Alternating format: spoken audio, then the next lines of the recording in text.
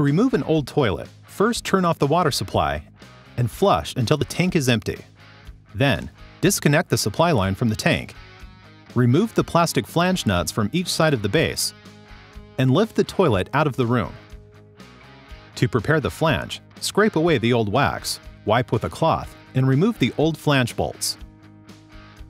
Then use a tape measure to locate the center of the flange and transfer reference marks to the floor that will help align the toilet during installation.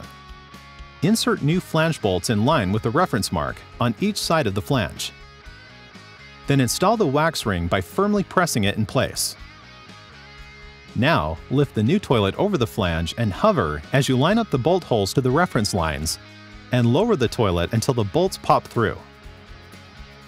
Use body weight to sink the toilet into the wax ring. Next, check for level. Apply pressure front to back and side to side to assure the toilet is level and properly set.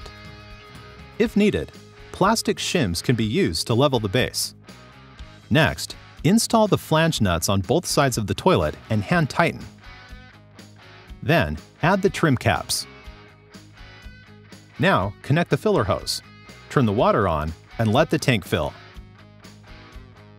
Once full, test flush and check for leaks.